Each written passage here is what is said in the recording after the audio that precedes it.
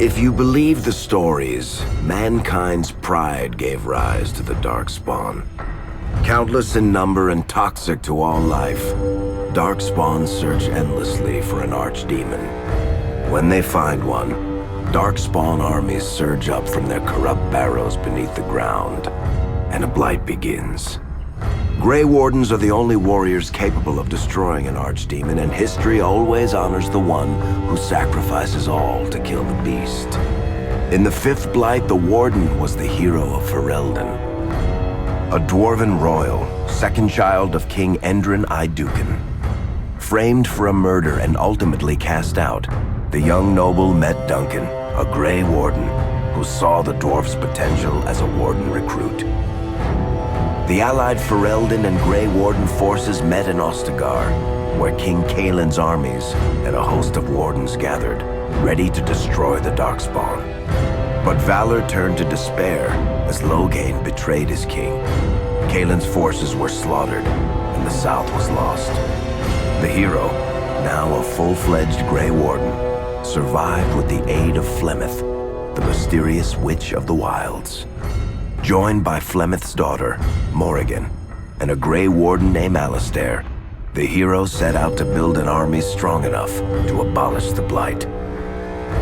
With the traitorous Loghain now seated on Ferelden's throne, the Warden sought help from the influential Arl Eamon of Redcliffe. However, they arrived in Redcliffe to find the town under siege. As each night, undead rose in waves and assailed the battered village. With the hero's help, the people of Redcliffe stood fast against the undead horde. The Wardens reached Arl Eamon's castle only to find the Arl lying at the edge of death, and his court fallen into madness. To save his father's life, Eamon's young son, Connor, had made a deal with a demon, and quickly fallen victim to its possession. Connor's life was sacrificed to end the demonic threat to Redcliffe.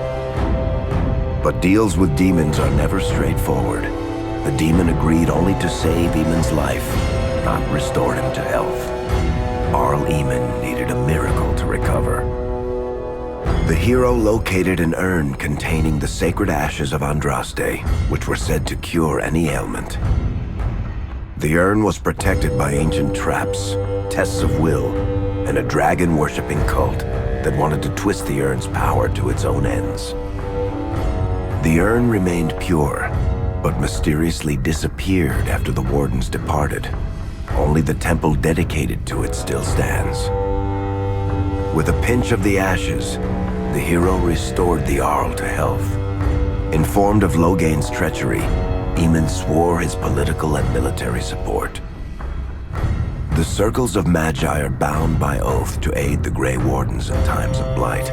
However, Lake Calenhad's tower could offer little help. One of its mages, Uldred, had become possessed by a pride demon and was twisting other circle mages into abominations. The hero brought the tower under control using the rite of annulment to eliminate every mage. Grateful for the help, the tower's Templars joined the Warden's army. The allies gained at the Circle were not the only soldiers to join the Warden's forces, however. Dalish elves don't usually make alliances, but even deep hatred can be set aside in the face of oblivion. An ancient curse was destroying Ferelden's largest Dalish clans, turning the elves into werewolves.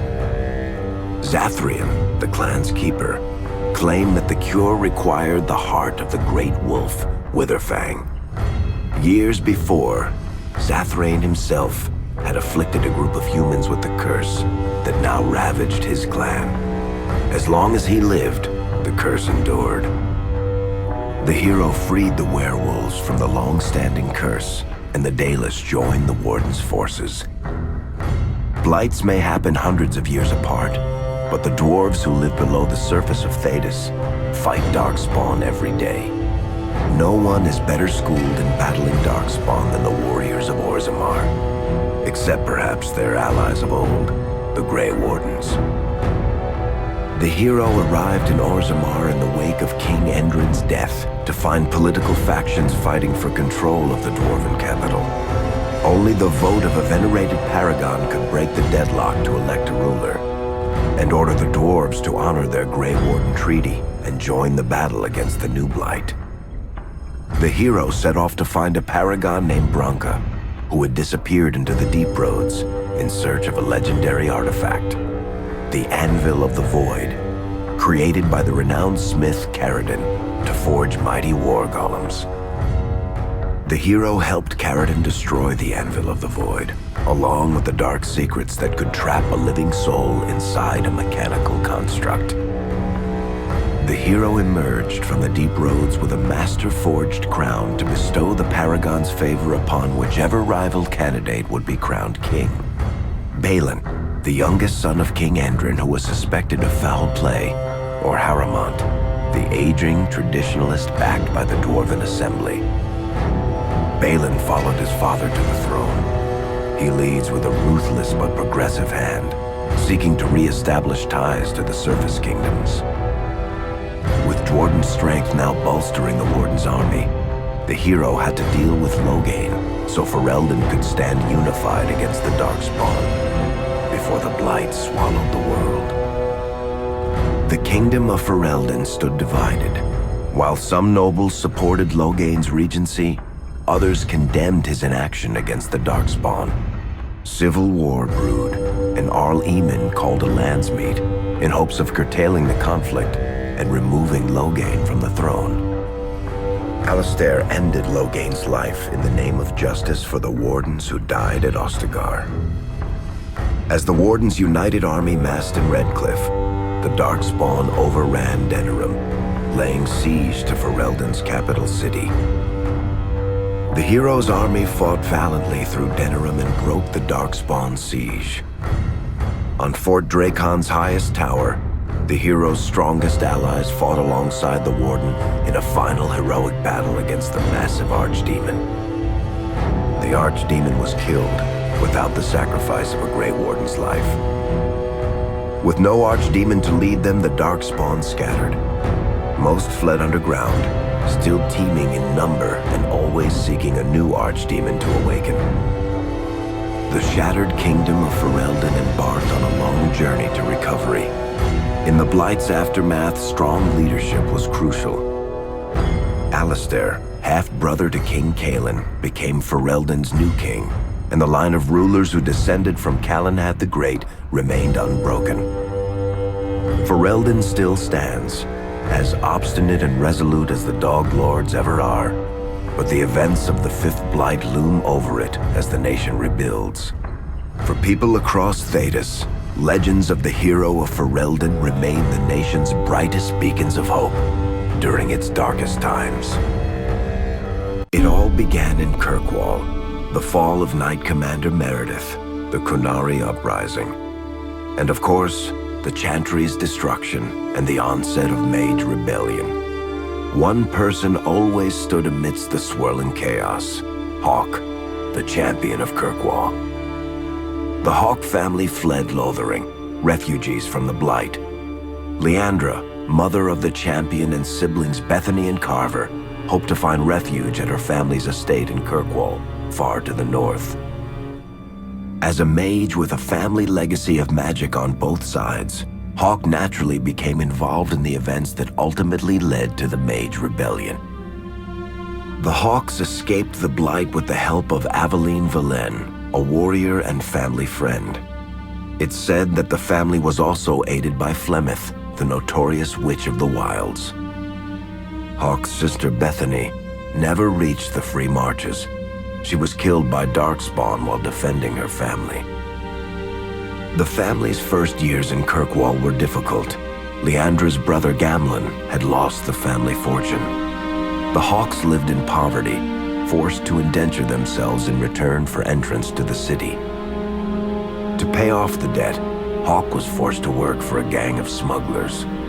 All the while, Hawk and Carver did their best to hide Hawk's magic from the Templars. Opportunity eventually struck in the form of a dwarf named Bartran Tethras, who was planning an expedition to the Deep Roads. It was a long shot, but with gold gained from the expedition, Hawk could free the family from its criminal creditors and further Templar scrutiny. Hawk met a rogue Grey Warden named Anders, who possessed detailed maps of the deep roads. These maps were crucial to the expedition's success. Once Hawk obtained them, everything else fell quickly into place. Carver joined Hawk on the expedition. The siblings found ancient dwarven treasure and a statuette formed from a strange red lyrium. Carver fell victim to the blight that suffuses the deep roads, but Anders led him to a group of Grey Wardens who were able to save his life. The gold Hawk recovered from the deep roads brought back Leandra's stately childhood home in Hightown. The Hawks had barely settled into their new home when Leandra was murdered, a deeply sinister and twisted killing. Hawk hunted down Quentin, the blood mage responsible, but could not prevent Leandra's death. Leandra's tragic death was part of a critical problem facing Kirkwall. Rising tension between the city's mages, who felt increasingly oppressed, and Templars, who grew increasingly suspicious of their activities. Adding to the strain, a large contingent of Kunari had also established themselves in Kirkwall, much to the growing discomfort of the city's rulers.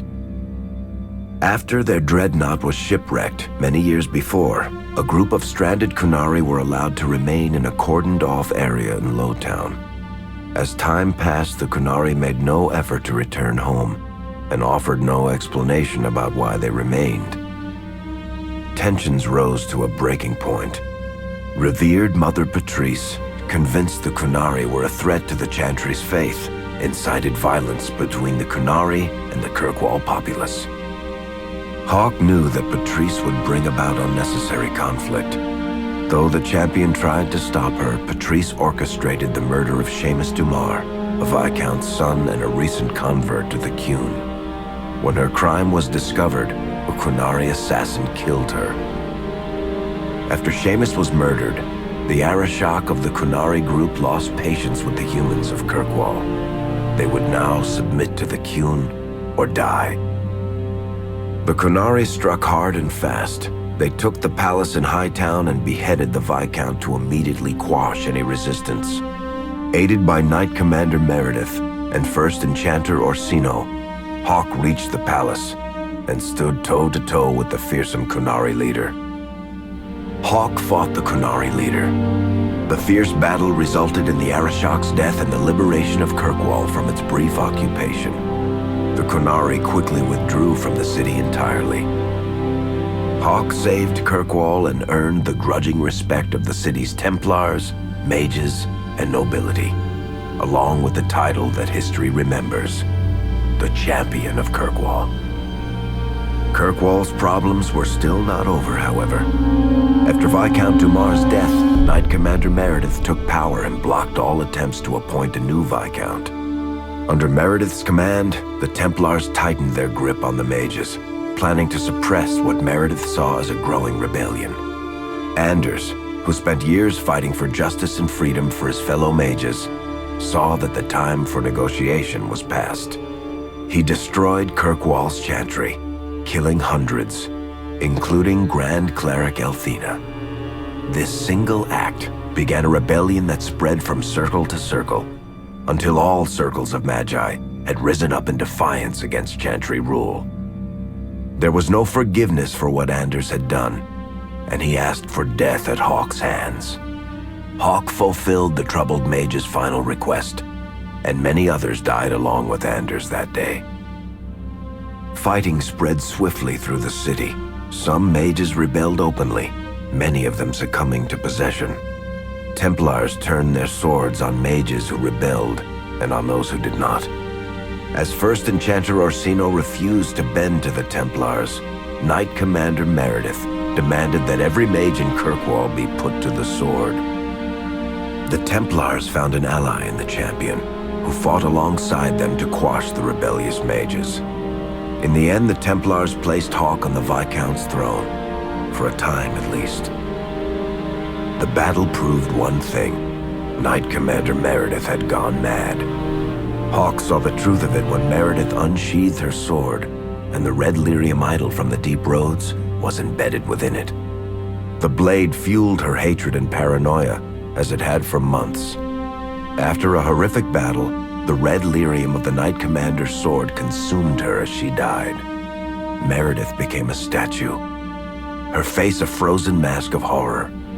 Little is known of the champion since that final battle. However, Hawke's story lives on in legend and song. Memories of the indelible changes the champion of Kirkwall brought to the face of Thedas.